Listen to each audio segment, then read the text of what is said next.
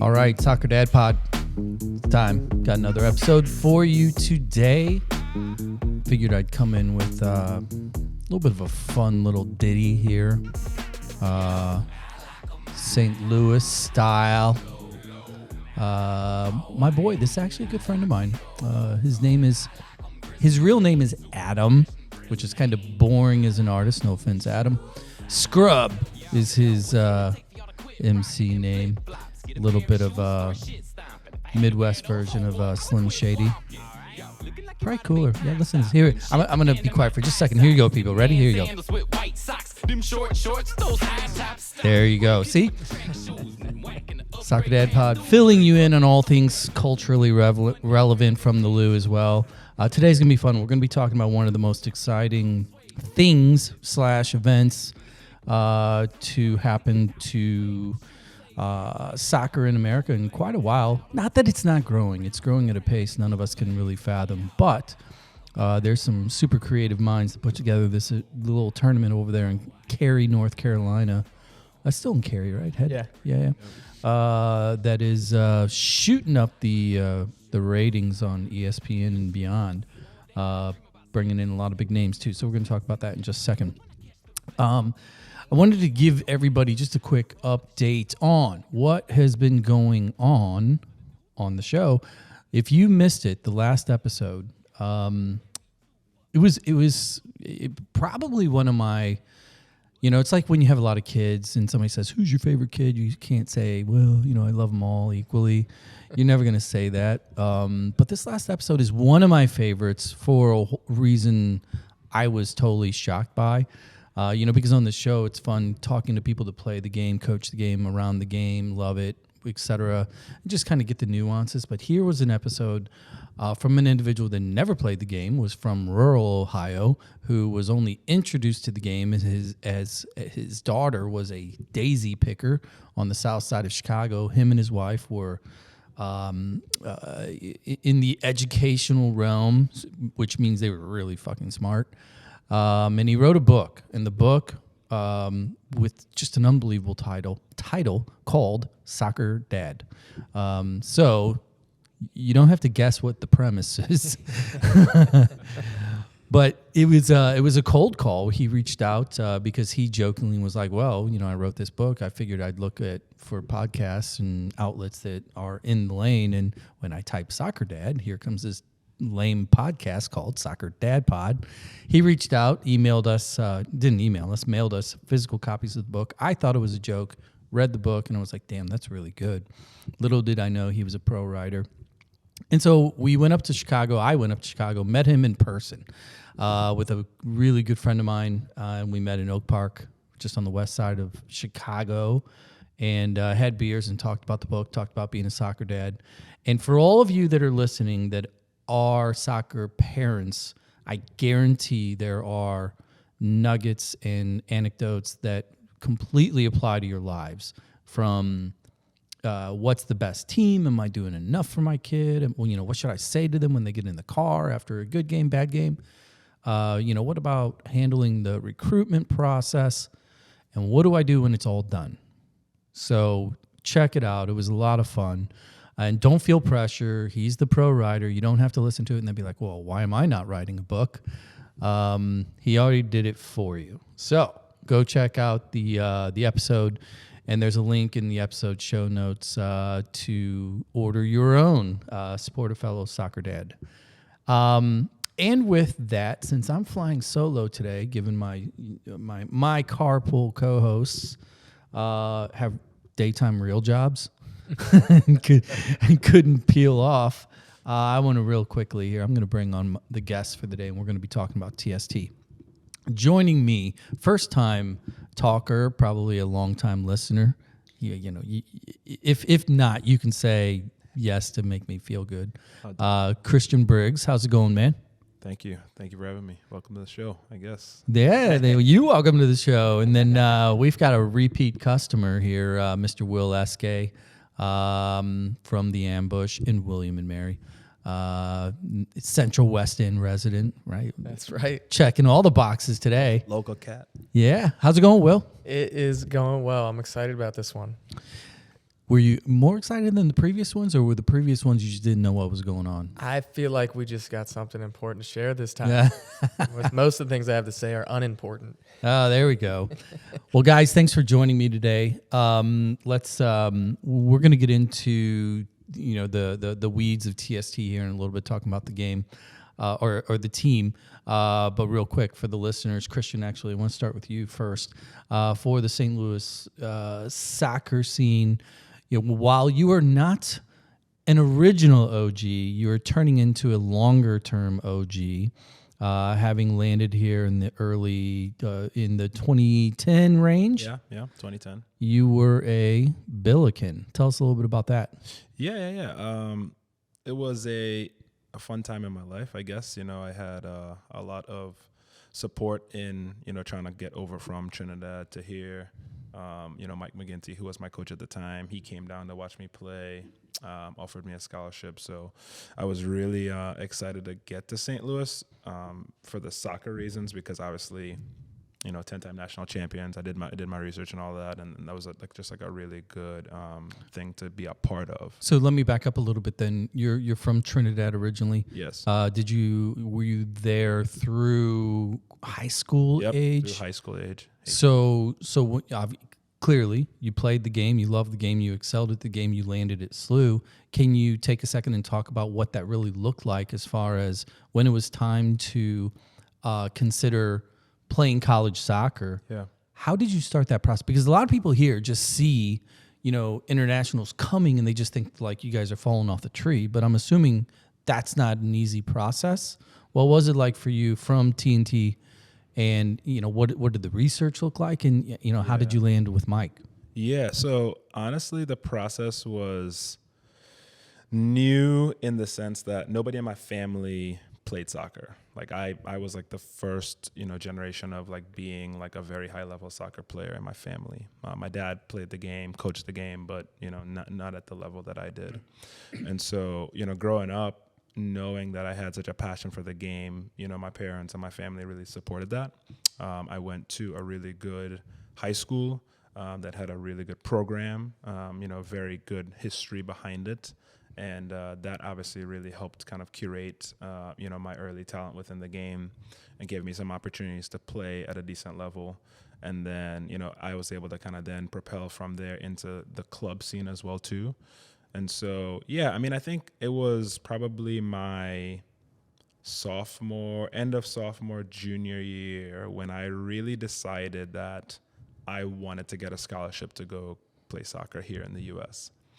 I had seen my family support each other in different ways, academically, of course, right? And that was fantastic. Yeah. My family is a family of teachers. My mom's a teacher. My dad was a teacher.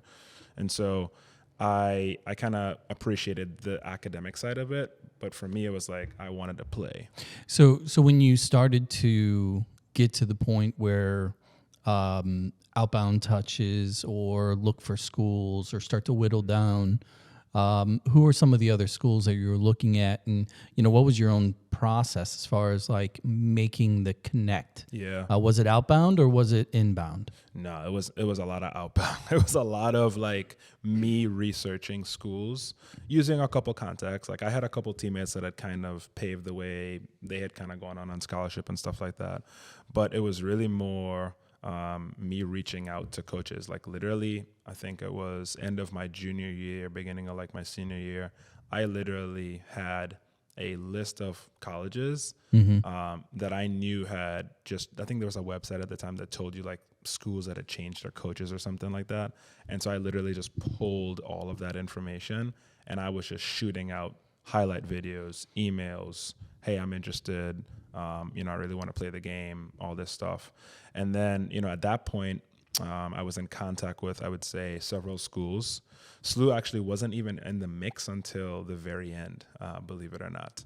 I was talking to a school in Boston, Southern New Hampshire University, top D2 school at the time. They were like a top 5 team in the country. And West Virginia, actually, early on. was interested. They didn't have the budget probably to kind of bring me in, but the coach is a really good guy.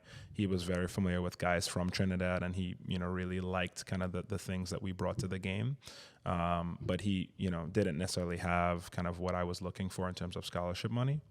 And so really it kind of boiled down to Southern New Hampshire at the time. And then SLU, what happened was the connect with SLU was all the emails, all the communications that I've been sending out. The assistant at SLU came in, obviously, because the staff at SLU came in at the beginning of 2010. Right.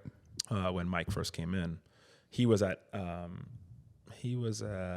school in North Carolina that's slipping my name, Elon, I believe it was. He had gotten my information from that email. From Elon. Passed it on to Mike, and then they reached out to me from there and said, hey, we saw your video, all that stuff. So when we fast track here to Coach McGinty's like, look, like you, got money for you. What do you think? Yeah. When you found out like SLU was on the table and you were making that decision, what did it mean to you, as a kid coming out of TNT? Yeah. Going to, if you did your homework, you knew that St. Louis was a soccer town. Yeah. And SLU obviously had all the stars on its crest. Yeah. What did that mean to you? No, it meant everything to me because, like you said, you start to do your research around the school, and I had been raised Catholic. I went to Catholic schools all my life. You see the connection, obviously, SLU being a Catholic school, and then it's like, okay, you see the campus, you see the stadium, you see all the stars on the crest, and you get really excited about that type of stuff. Yeah. And so it was really a no-brainer for me when they offered me a scholarship. And then all the fish fries, man. Can you imagine? Fish fries, I know. Like, is there any place in America that has more? I don't think so. I think they got more fish here than they do in Trinidad, too. Yeah, kind of weird, right? It's three-eyed catfish, but who cares? A little bit of bacon grease will good. fix that. Yeah, fry it up. Fry it up. All right. Well, I just wanted to kind of put that on there, Yeah. so that the listeners can, kind of understand your path. Currently, the two of you guys are teammates. You guys have been having I would say this is one of the best years in a while for the Ambush. Captain Will, give us a little bit of a breakdown. Where are we at with the Ambush right now? At time of this recording, we're March 25th. Playoffs got to be coming up here around the corner. It's coming up. This is the best year we've had by far since I've been on the team. I'm almost certain it's the best year since this new iteration of the Ambush, which is now on maybe 12 or 13 years. What's the difference?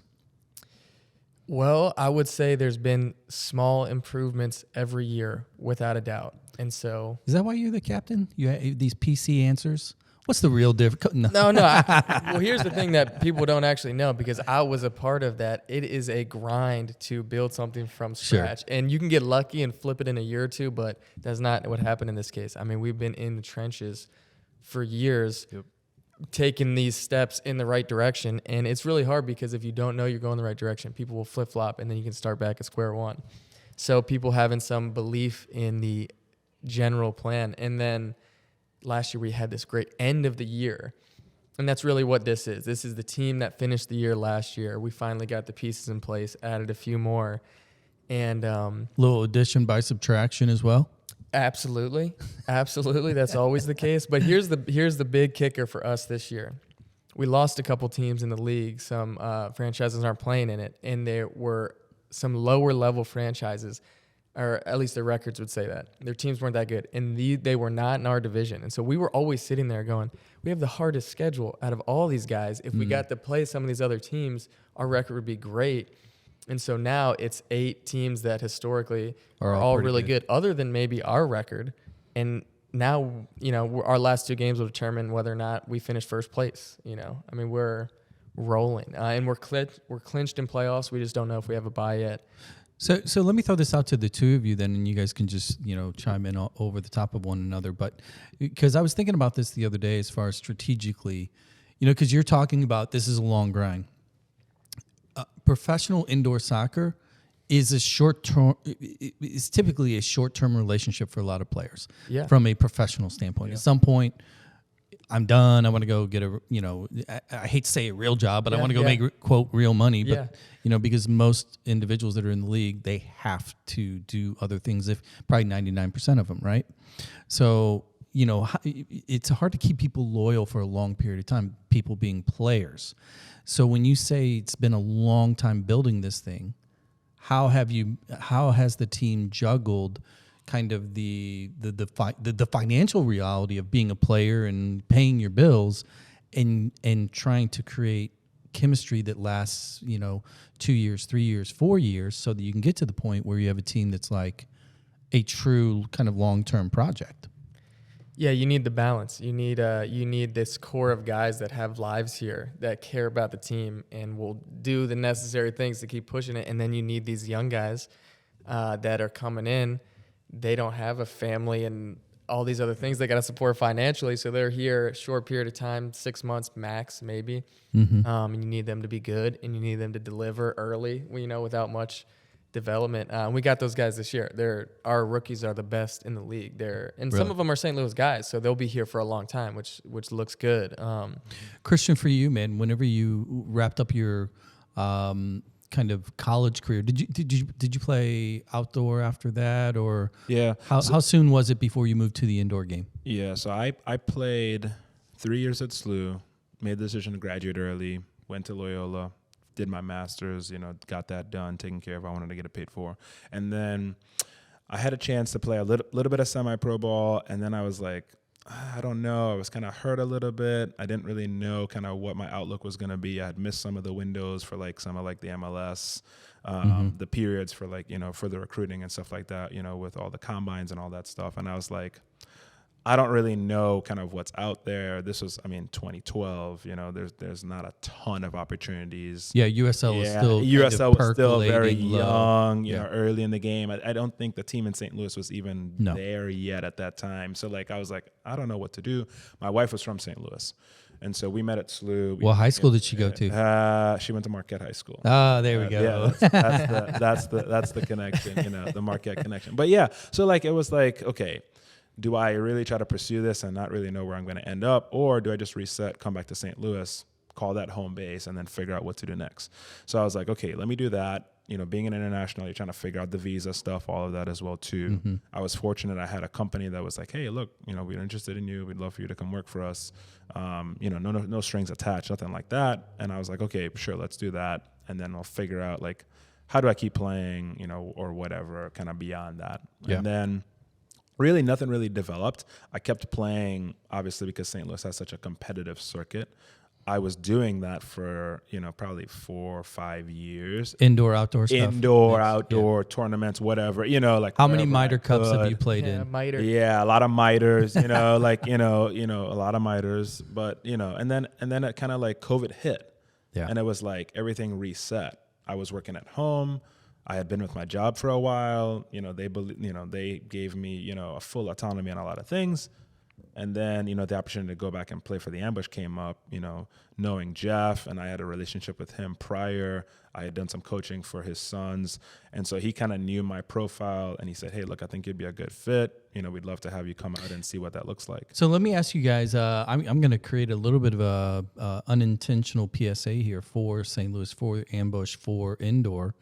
For all those other players that are listening that know the two of you from other markets that are like, wanting to play indoor soccer, et cetera, can you take a second and talk about, because you alluded to it, but you know it firsthand as well, the value of St. Louis when it comes to your league in particular and the necessity to kind of have other things available to you, specifically work. And normally that involves the thing you do, and that's soccer through clubs and coaching or training. Can you take a second and talk about kind of that lands? Because, I see some of the other cities that are in the league, and of course they have soccer. Everybody has soccer, but probably not like this. So how valuable is it for your professional indoor team to be in a city like this, to where the players can integrate into the club scene, the high school scene, et cetera? Take a second and talk about that.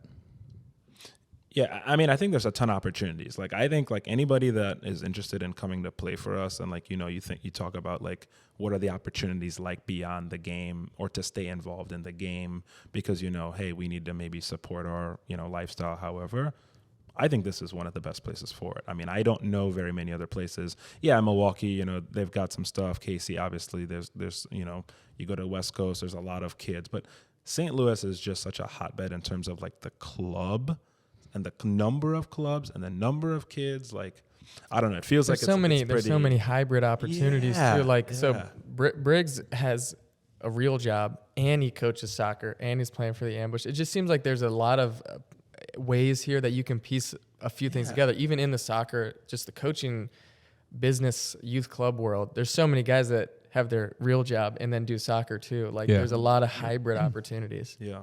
There's a weird amount of passion that goes into it, you know, where people just constantly want to stay close to the game regardless of what's going on in their kind of careers, right?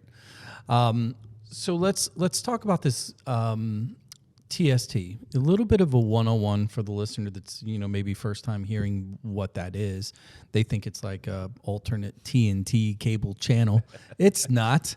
It's short for the soccer tournament, 7v7. Will, just take a second, like for somebody that doesn't know what TST is, you know, and how it originated and what you're playing for. Give the listener a quick tutorial. Yeah, TST is awesome. Just know that first. The kicker for it, like why it got traction right away, is the winning team gets $1 million cash prize, and so like that's enough to generate a ton of interest, at least from players, you know. And then they have this amazing set of rules that make it really unique watching experience for the viewers. I mean, like a lot of people who are maybe partially interested in soccer or get bored during some MLS games or don't like the play style, there's a huge entertainment value in it. So it's 7 aside, 6 in a goalie. You play a group stage like World Cup, play like 3 games, and then you get into the knockout. A little bit of smaller field, no walls. Yep. Smaller field, no walls. If you heard of things like Kings League, or in a lot of South American countries, there's really big. They call it foot 7. Yeah. 7 aside leagues, and it's a hybrid, I would say, in between the indoor game and the outdoor game, just in terms of how it's played and the flow of it. But let's get to the end of the game because that's where it gets really interesting. There you go. And then so TST has this thing called target time, and they actually grabbed this from TBT, the basketball tournament, because I think those games end the same way. When regulation ends, whatever the score is, and this may test some people's math here, but it's the higher score plus 1 is the target score. And so whatever team reaches the target score first wins. And so what that means is if the game is 5-0, regulation ends, the first team to get to 6 will win. So either the one team can score 1 goal and they win, or you can come back and score 5 and get that 6-1 and get the winner. And then the kicker of that period is every minute a player comes off the field. So you can end playing 2v2, a keeper and a field player. And for those of those guys that play video games, it's called a comeback mechanic. There we go. Now they're all like, "Oh, get it! Now I get it." You watch Rocket League. So let's go back to then in time year 1, because you were part of the initial, you know, band of merry players. Christian, did you play year 1 as well? I did not play year 1. I was on a beach in Trinidad somewhere. Winner. enjoying my time. Well, you were part of year 1. Talk a little bit about the team that you were part of, you know, and walk us through maybe like, you know, maybe that phone call when somebody hits you up, you know, whoever it was reached out and like, hey, there's this thing, you know, would you be interested in playing? And you know, you get there, you start to see some of the other names that are like weird names like Steve Nash and Ocho Cinco and from all these other sports. And then obviously some legendary players there as well. What was your experience like year 1 and kind of like, you know, what the fuck is this thing? Yeah, I mean, and today, actually, speaking of legendary players, they announced Landon Donovan's playing this year. I was going to ask you about So, that. Yeah. That's don't, me also. Don't get ahead of me, man. I'm Come just on a now. fellow indoor player, you know. Breaking news. Actually, breaking news. my rookie year in the MASL, I made the all-rookie team, but it was called all-newcomer team, and there was 2 other notable guys on there, one being Landon Donovan and the other being Jermaine Jones that year. Oh, that's awesome. So, fellow, I saved that. You know, it's not really, the award's not about me, but the other guys on it, you know, it makes it look cool. Yeah, they're not bad. Yeah, first year. Like, if you haven't heard of TST, you probably are having the same experience I had my first year, which is, what is this? This seems weird. I don't think I'm sure the teams that will be in there will be so incredibly talented. I have no chance of winning anyways. What was the name of the team again? It was Newtown Pride. That's right. Newtown Pride. So who put the team together and who called you? Yeah, that's coming out of Connecticut. The guy who called me, his name is last name is Obasi. He coaches in the league. He was an indoor player. And this team formed, I would say, of like kind of an indoor all-star group. It was like 90% indoor players and 2 or 3 guys that were local from Connecticut.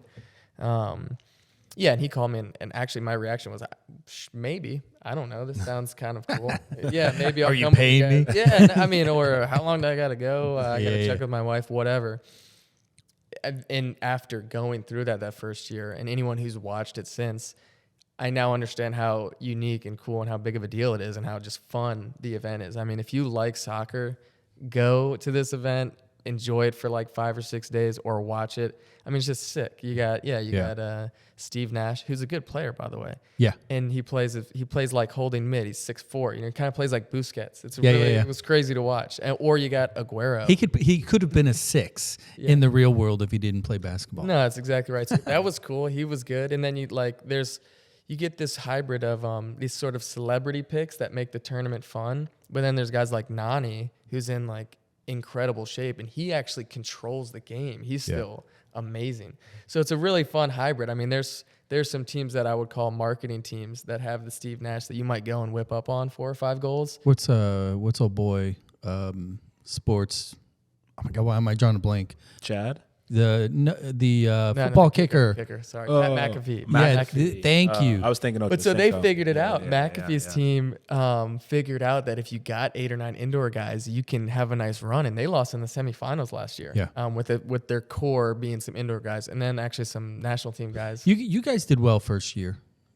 Yeah, you won. Yeah. So I won. We won the $1 million. Yeah, I like how he like. Yeah. And actually, they gave it all. They just let me keep all of it, which was nice. Oh, really? Yeah. No, that was. Is that why you're still cutting grass for the Stars? Yeah, because I don't need real work. Yeah, there you go. Yeah, we won the $1 million, which that was amazing. I can't really describe that feeling. I mean, winning in and of itself is just this, the glory is amazing, but getting a check cut right after makes it a whole lot better. That's crazy. Christian, you're on the beach in TNT. You obviously, there's still TVs and access. Yeah. You know this tournament's going down. Yeah. You probably knew a lot of people that were participating.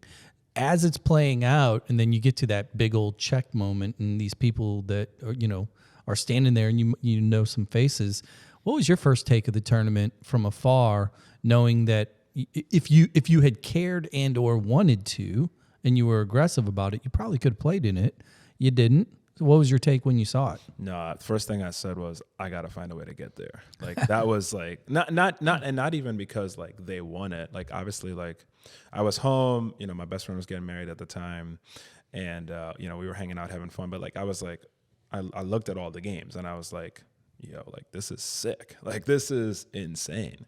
So I was like, no, I definitely have to try to find a way to be there next year. And, I'm glad that obviously at the time we had, Jilling for Lincoln, they were putting together a team the next year. And so I was fortunate enough to be a part of that for the last couple of years. And so it was just like, it was a great opportunity, and no regrets for sure. Which, by the way, I'm first name Christian. We all call him Briggs or the General. That's his nickname. The General. I don't think I know him well enough to do that. No. I mean, yeah, maybe. I might come over. How about CB? Can I do that? Yeah, you can do CB. I'm an acronym A lot of the academy kids called me CB. I respect. Yeah, JB, CB. I'll pull this thing together here. I tell you what. Here's what we're gonna do. We're gonna take a quick break. When we come back, we're gonna talk about the team you guys have put together here, are putting together for year 3, right? Is this year 4? This is year 4. Right. Year 4. Yeah, because to your point, dueling has been in the last 2 years. Yep. And now this is their 3rd year. Yep. So we're going to talk about the team. We're going to talk about the 2 organizations that have put it together. We're going to talk about, actually, I'm going to ask the questions, the tryout process. What are you looking for? How much do I get paid? All that fun stuff. Yeah, millions. Got to win, right? I'm going to roll us out of here a little bit more scrub. Go check them out. Be a little St. Louis love. SCRUB. Sounds like it's spelled. When we come back, more CB. and WE doesn't sound good. Will, me and Will, we're going to come back, talk more about the team. See you on the flip side. Let's do it. Pre-College Development Academy is live right here in St. Louis, a strategic program for high school grads that are looking to take the next step in their playing career, but are either not quite ready for the leap or are not satisfied with their options. The PCDA program helps players prepare for the college game and explore new options that were not available their senior year. In addition, the program can help shift a player's 4 years of eligibility to the last half of their college and potentially grad school experience. PCDA, a gap year to grad year solution. North side, west end, south side, ride through the city, that's where I roam. The east side, ill side, north county, south county, mid county, west county, ding, dang, dong. Was on the Mississippi, small little city. All right. Another fun one on the way in here. Play a little more St. Louis tunes here, because I know you have listened in the past, but you're probably not a loyal listener, and that's okay. Apparently, Spotify gets mad when I play really, really big artist songs. They want their money as if they don't have enough. So I figured out how to beat the algorithm. I play unsigned artists. There you go. And if I'm going to do that, I play them from our backyard. Yeah, There you go. Why not?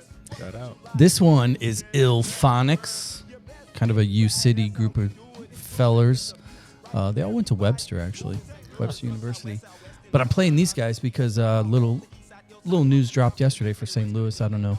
You like to get out and do shit, right? Yeah, love Little it. street fest, farmers markets, things like that. Absolutely. You guys familiar with the Mati, M-A-T-I Fest? No. It's been the last couple of years down here. Pretty big, like soul, R&B, funk, all that. It's like a national festival. Well, they announced yesterday their artists for this year's headliners, which blew me away. Because normally I'm like, Where do they do it?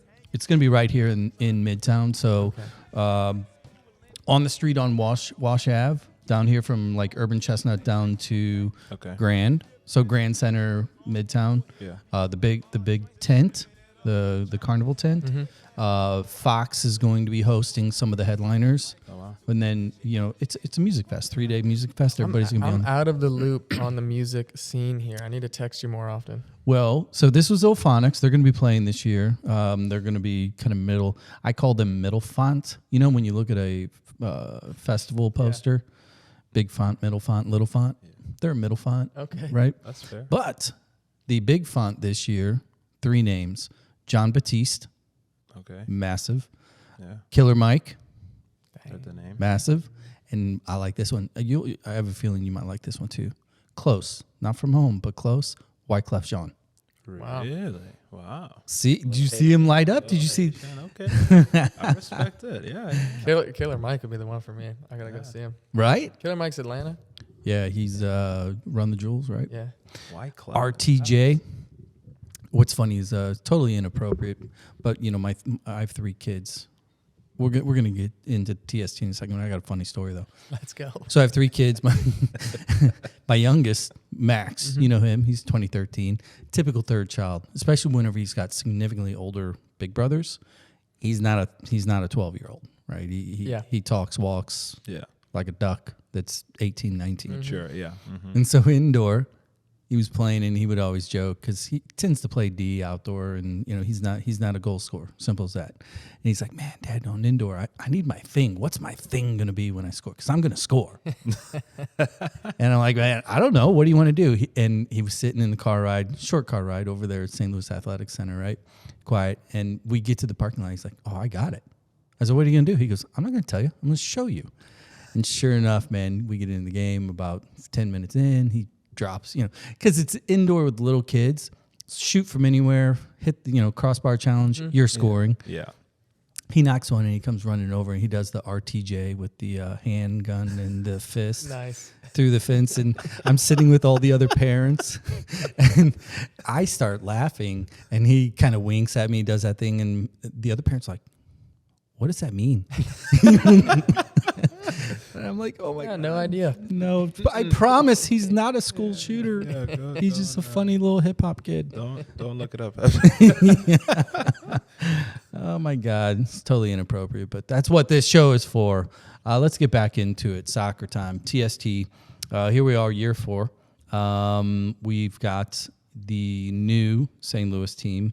Dueling for Lincoln was the original kind of representative of a true St. Louis-based team. Yep. Year 1, obviously. I mean, is St. Louis home for you now? Are you starting to like feel like you're not a? I think there's a lot of people waiting with open ears on that one. Yeah. St. Louis is home. I don't know. I don't know anyone else like home will always be home. You know, Frederick, Maryland is a farm out there. I'm not sure that'll ever change, but St. Louis is home for sure. Yeah, I get it. What about Granite City? Is St. Louis home or Granite City is my my mecca. I don't call it my home. Yeah, right. It's where when my current pets die, I bury them in Granite City. But I'm not going to go back there. You know, my spiritual center is still in Frederick, Maryland. Yeah, my home is St. Louis. I like that. Spiritual center. That's a good one. So this year we got the new team. Team is affectionately called Ambush Stars. Clearly a matchup. We've heard that's the best name anyone's ever heard. From who? A couple guys. That own the Ambush and the Stars. Word on the street. Word on the street. It's the best name that's ever been created. Well, I mean, there's going to be a lot of questions, and it's going to inspire a lot of conversations. So, mission accomplished. Let's talk about the team itself. Clearly, it's 2 organizations, 2 individuals that probably kind of driving the car for each.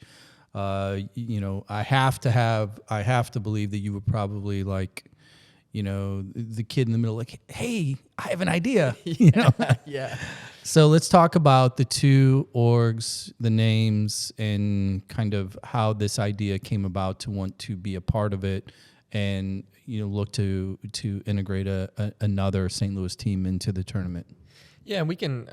We talked to the dueling guys too, and they've done a great job putting a team in the last few years. And the 2 organizations here are St. Louis Ambush, St. Louis Stars, and both I would say are aggressively trying to expand in the soccer world more than what they're currently doing. We got the USL2 team now, Ambush FC, and then the Stars. St. Louis Stars, fastest growing youth club in St. Louis. And we're always trying to do cool things outside the box to make a bigger impact. And well, 2 names, Jeff Locker. Yeah. Kind of leading the charge. Mm-hmm. Ambush, he's, what is the official title at Ambush for him other than coach? Is it co-owner, part owner? Probably co-owner. Co-owner. Yeah, because Shelly does a great job over there. Yeah. Which shout out Shelly, just had her first grandkid. Yes, sir. Oh, there you go. Shelly. Heading down to Ecuador. The name of the baby, Ambush Star. I mean, I think she would prefer it, but so we've got Jeff involved, and then Mr. Matt Halsey over there at the Star Soccer Club. What was that conversation like? Coming to them and saying, "Hey, I know you want to expand. Here's my $1 million idea."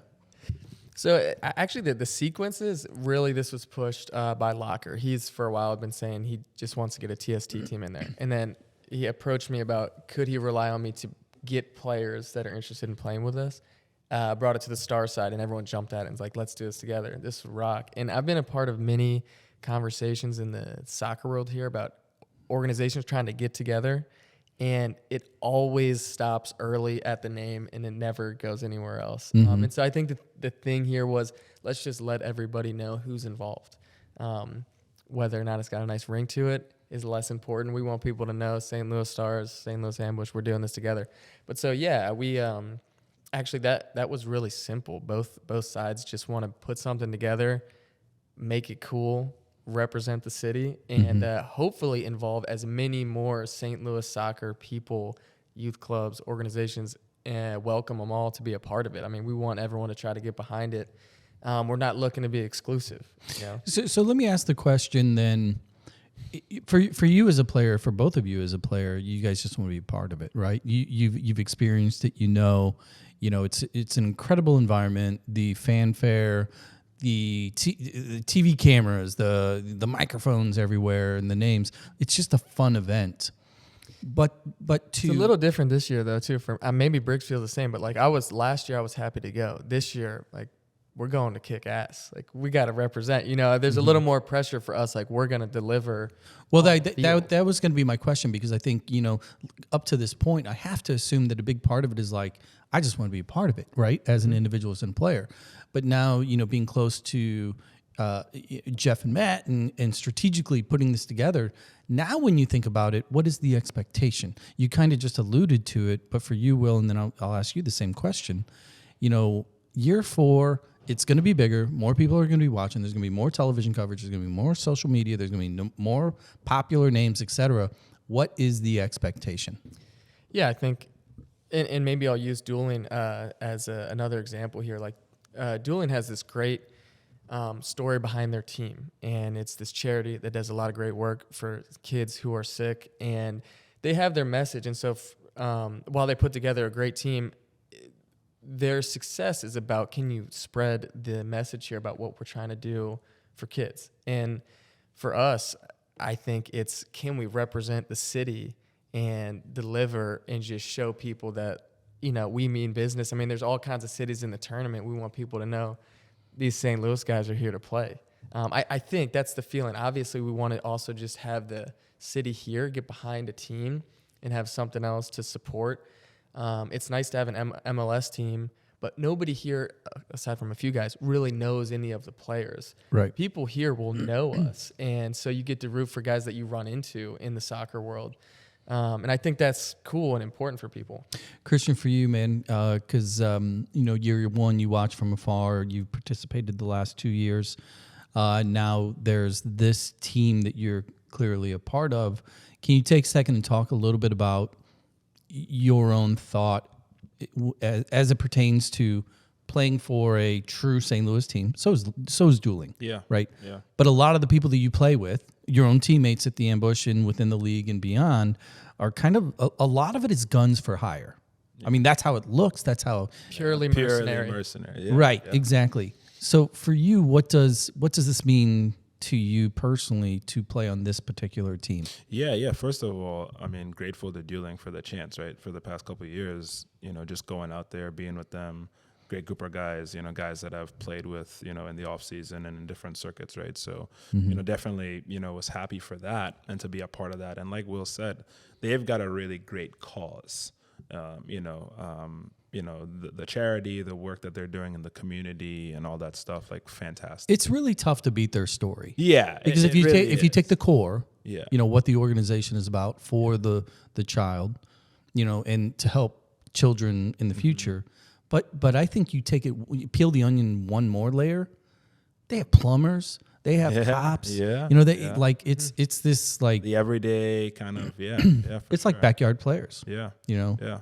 And look, those guys came in with a huge chip on their shoulders because like it's a respect thing, you know, for a lot of those guys, like haven't been given opportunities in different realms, whatever that is. And so like that's what they were like all about. Like, we're gonna grind, we're gonna work, and we're gonna. Well, then you guys beat Dortmund year 1. Yeah, you know, like it was like surprise, you know, like, hey, like we can play, you know, like we're not just showing up just to show up.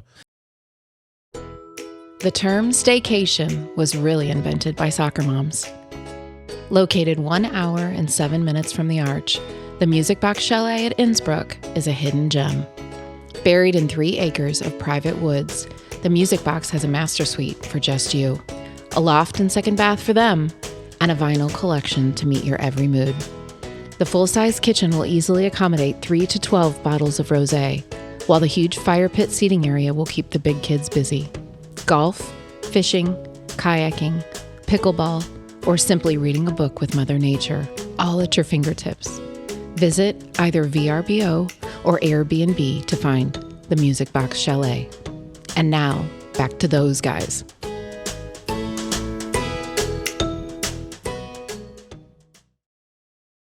That was really more of a statement about St. Louis than it was that particular team, in my opinion, because I watched that happen, and immediately out of the gate, probably everybody in the world is like, who are these guys from? Yeah. Yeah. Do a little bit of digging. You Like guys waxed Dortmund. Yeah. St. Charles, what? Yeah. Yeah.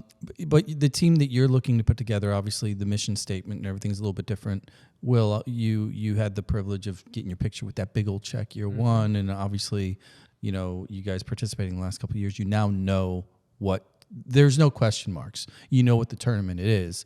So let's talk about realistic expectations. What are they? Or do you even have any? So here's how we're looking at it. And the tournament is tricky because of the time crunch. So there's not a lot of preseason to get the group together and work on it. So I think the critical moment in the tournament for our success is like, can you get out of group stage? Because whatever you're trying to implement, system, team, how you play, getting through those games, it will get better each one. And then once you're in this knockout round, then it's like anyone's game. So I think for us, it's get out of group stage, make a run, win a game or two into the playoff part of it. And then the rest is like, who knows? Maybe we're gelling and we're going to have the talent to go all the way. The question is, does everything come together at the right time? And then, you're in a knockout game in a big tournament. I mean, once you're down to the last 16 teams, you're playing, those games are challenging. I mean, the players are good, the teams are organized, and there will be some killers on these groups that are guys that just are game changers. And so, like, I don't think we're saying we're going to go here and win $1 million this year, but the goal would be to put ourselves in a spot where if we're gelling in playoffs, we can have a little run. Well, isn't it also too, if you go there and you prove that you are capable, again, going back to use the term mercenary, right? It's also kind of like an audition for players around, frankly, the globe at this point that are wanting to be part of this tournament, that if they see your team come out and you play a solid, style, whatever that is, you make a little bit of a run, I have to imagine, like, you've been close to it. Are you expecting the potential of inbound phone calls? Year two, and to where, hey, I want to play with you guys. I saw how you played, or I saw your style, or whatever. Is that kind of how this thing goes with a lot of the, quote, mercenary players? Yeah, without a doubt. I mean, I'll take my brothers as examples here because for me, I get calls every year because I've played in indoor for a long time. And so I just know a lot of these guys. But for my younger brother and my older brother, who people just saw them at TST, and then the next year, if I weren't begging them to play on our team, they have 4 or 5 guys calling them just because they know. Did they ask you for more money? No, I don't. I play for free. I take the check at the end. There you go. And I think that's a big motto with our group this year. Actually, we're not so interested in the mercenary. We want people who care about this group because we don't want it to be a 1-year deal. So, yeah, hopefully we're putting together something where people think there's a real chance we're going to come home with a real paycheck. And so let's build on that. Let's do the right things this year to set us up for future years. CB. Yes, sir. See what I did there? I like it. I want to ask you personally as thoughts on style and strategy when it comes to TST. Yeah. Because if we reverse engineer this thing, we think about 11v11. I would say there's 2 styles of play.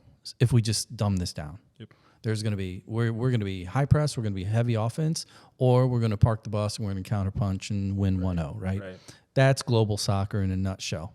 Mm-hmm. I don't mean to be dismissive, but then you go to the indoor game, and you have everything is high paced. Right? It's about goals. It's about getting to goal, get to goal, and then ideally you have somebody really solid in the nets that can it's like in hockey. If you have a hot goalie, you got a chance to win every single game. Every game, right? For sure. TST is kind of this hybrid, right? How do you approach it from a stylistic standpoint? Because it's bigger than an indoor field, it's smaller than 11v11. And especially as players start to come off, it's like that space starts to become real. Mm-hmm. So from a style standpoint, how would you describe it and how do you approach it personally? Yeah, I think for me, it's all about, the preparation of the indoor season and kind of how that prepares you for TST. So like going into previous tournaments, for me, it was like I felt really prepared because in indoor, you're facing guys that are just coming at you constantly. Mm-hmm. And then you go into the outdoor and it's like, Yeah, no, the pace is Tilt that it's up a good. little bit. It's if you don't good. mind. The pace is There you good. go. Thanks. The pace is, the pace is what it is. You're used to it and you're comfortable with it. And so, yeah, I think from a stylistic standpoint, you want to obviously, try to have the ball and try to score as many goals as you can. But again, at the end of the day, it's about the group of people that we have. So, does that fit our group of people that we are putting together? Is there a leadership strategy from maybe a coaching kind of GM standpoint to build a team to where are you looking to be 50-50, kind of like a weighted team, defense, offense, or is it important to be 60-40 offense? Is it, and then maybe again, like indoor, your goalie is so critical. Yeah. What's kind of the team building process or the mantra for you? Goalie's still critical, still the most important of all the positions at TST, I would say. And some of this, what Briggs is alluding to is the style is going to fit the players we have. And so there's a lot of recruitment going on right now in the back end that, we got some press releases inbound. So we can't probably reveal everyone that's going to play on the team because we want people to get excited about it. But everyone's going to be a two-way guy. Okay, so offense, defense, there's going to be no I come off when we lose the ball. We've just seen our success with the ambush. That's really what we're doing this year. Everyone's two-way. So if it's ever 1v1, we're good. And then on the flip side of that, we want to be exciting. We want people to enjoy watching us. So what do people like seeing? We want to see guys shred 1v1. Like, that's the most exciting. Yeah. I mean, tackles are nice and all, but...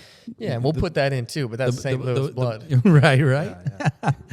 Yeah. So let's talk a little bit about the players then, building the team specifically. And you don't need to go into specific numbers because by the time we drop this, you're probably going to have some press out there. But I scratch that. You told me the other day when you reached out to me about this to tell me about what's going on, you mentioned that you had to wait to get in.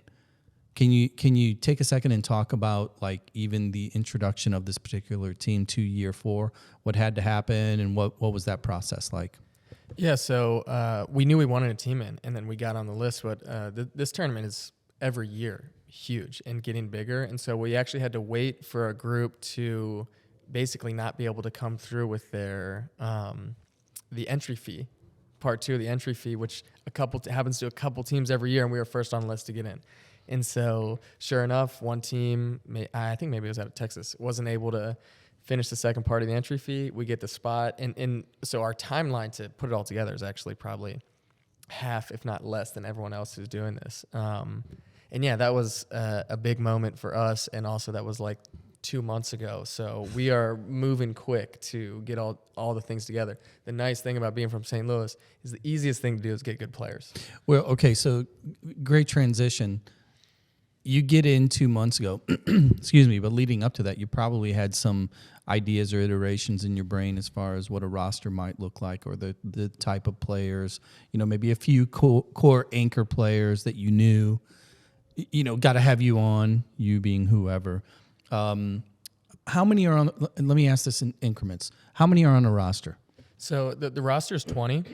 Okay, you're looking at 7 positions, and you're going to have, like hockey lines, 2 or 3 guys for each position. So 20 is 3 per position plus 2 goalies. Yeah. We'll have 20 guys on the roster. We may have some super young guys that don't have the experience that are there that may alternates. They may get into some games, they may not.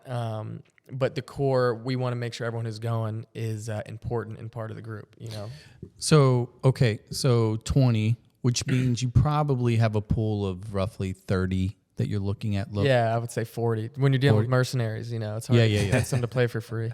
Okay, so here we are, late March at the time of the recording. This will come out sometime early, mid-April.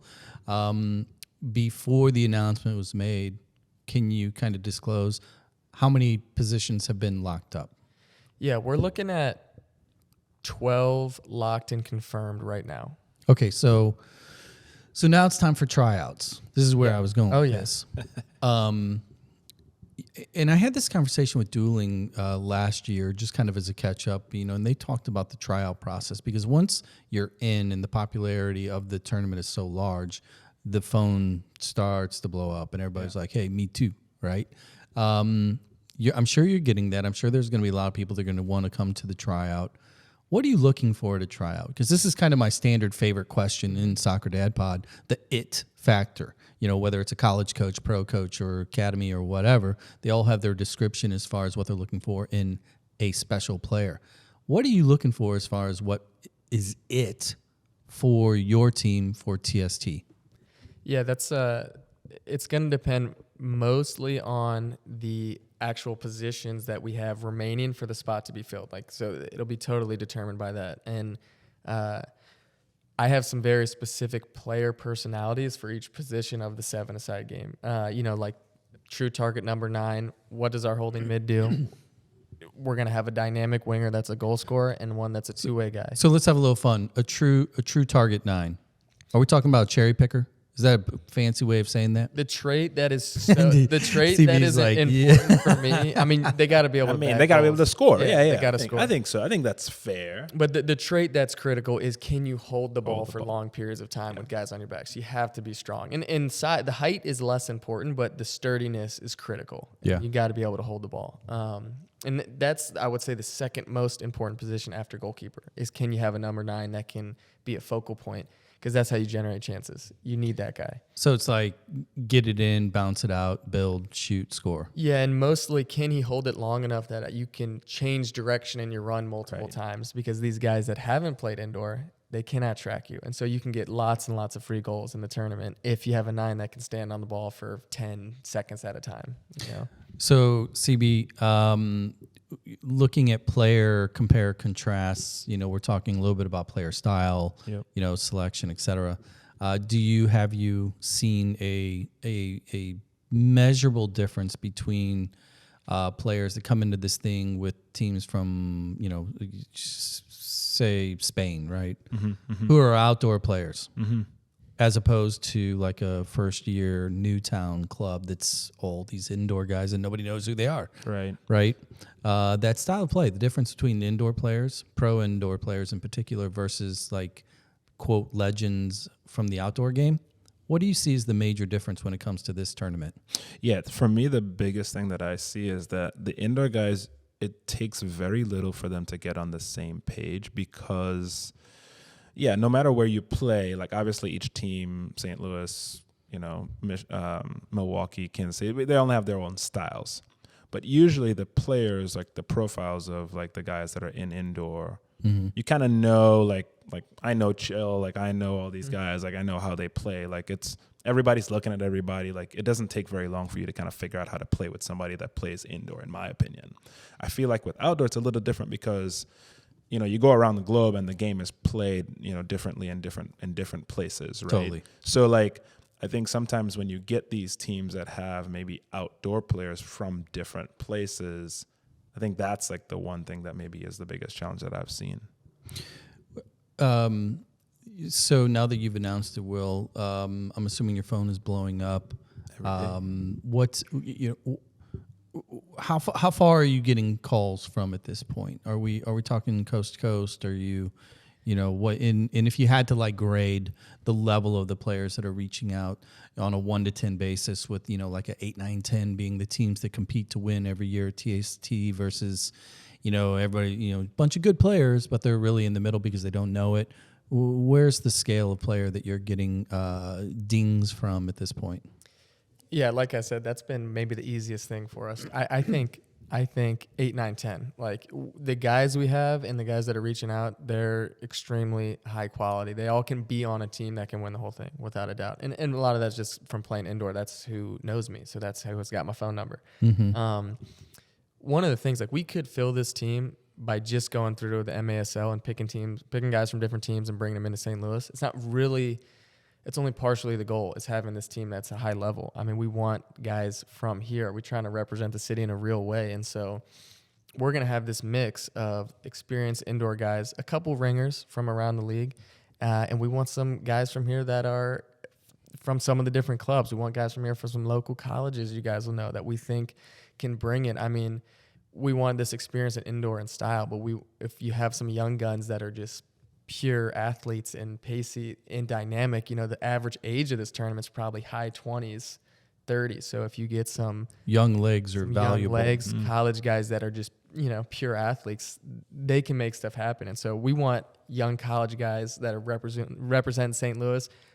In a real way, we want to bring in people from this tryout phase. The thing about tryouts is you just don't know. Mm-hmm. We hope we get some ringers from here, guys we've never seen that are just talented. And some electricians. Yeah, right. Plumber. Yeah, right. Yeah, no. I mean, you truly don't know, but those spots are staying open for the team because we're looking for guys in a real way. I mean, realistically, you're talking about probably 2, just if you were going to say what are the chances someone actually that can compete at this level shows up that you don't already know about, maybe 1, maybe 2, but we're looking, It's like a scene from, it's not a scene, it's the whole movie, Invincible. Right, exactly. Right. We're looking for Mark Wahlberg. Yeah, there you go. I'm sure he could probably do it. Mark, are you interested? Yeah, right. Well, he's got money too, Hey, So let me ask this then, because this is maybe a compare contrast, see where your guys' focus is kind of beyond the tournament, and where I'm going with this is dueling. Dueling is really a 12-month team. Mm-hmm. They are, they have the foundation. They raise money.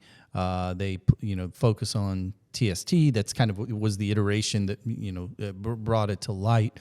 But they also are Mitre Cup and a bunch of other tournaments, and they play a lot throughout the year.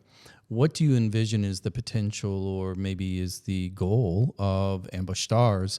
Is this a 2-month, 3-month project, kind of tail end of MASL season to where let's just get ready for the tournament, and when you're done, okay, see you guys next year? Or do you envision this kind of having legs for other activations or opportunities that might exist throughout the rest of the calendar year? No, I think it will exist longer, maybe not 12 months, but so the other couple things that are going on, the Stars have an MWPL team. We've been running for a couple years in the summer, and then FC Ambush is the USL too. Mm-hmm.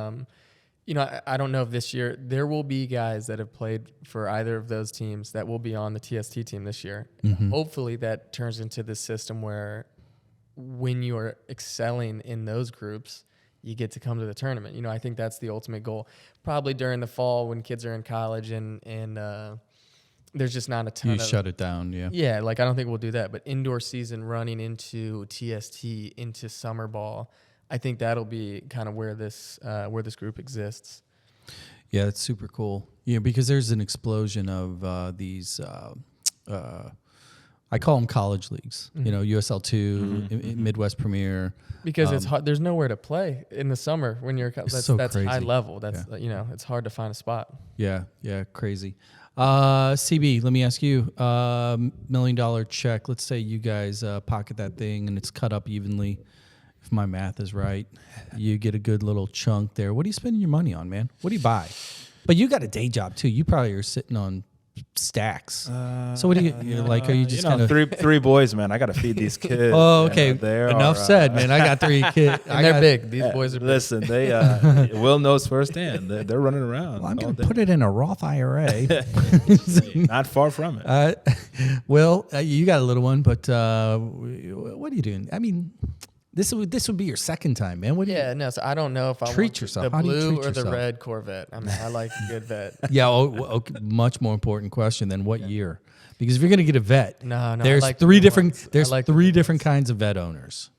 Real vets, middle non-vets, and then the new ones are really more Ferrari style. Yeah, that's what I like. Give me one of those new ones. You like the new ones? Mm-hmm. Well, gentlemen, this has been fun. Are you going to have well, you already have an Instagram page. Is that kind of like easiest place to follow, keep up with it, or? Yeah, follow the Instagram. Be on the lookout for tryouts if you're a player. If you're in the youth club world, hit us up. We want to make you a part of it. All these big clubs here, all these people. If you want to be a part of the team, in the group, in the core, we're trying to push out St. Louis soccer for this tournament. Reach out. We want no boundaries. Yeah, that'd be awesome. CB, pleasure, man. No, thanks for having me. I appreciate it. The 3 boys, how old are they? Well, almost 4, 3.5, almost 2 weeks. My second's gonna be 2, and then 7 weeks old. Man, you're in the pregame phase. The trenches. I'm at 20, 17, and 12 going on 30. So There you go. I'm smooth sailing. Wait, real quick, are you coming out there with us? Do you know yet? Dude, The TST now. guys I want tell to you know. what. The TST guys are asking. I tell you what, here's the deal. If my middle is not in national playoffs, which is the exact same freaking week, I know. I'm there, man. Yeah. Let's go. Yeah. All right, guys. Well, congratulations on the team. Good luck. I'm sure we're going to keep this going. We're going to bring on some more in here on Soccer Dad Pod. We're going to do some features. Give us a follow, like, review, share, all that other stuff. Go over on Instagram because we're going to be doing some fun stuff with the team, the tryouts, the players. What's their favorite pizza? What's their favorite beer? After a game, of course. Sure. All the fun stuff. But thanks for listening. Appreciate all the support. Go give the team a follow. I'll have a link to the team in the show notes. Until next time, roll out Lil Phonics. STL. See ya. All the city with your art, doing it so that well known. Gotta give a visit if it's hard to envision describing the lyrics in place, go home like, huh?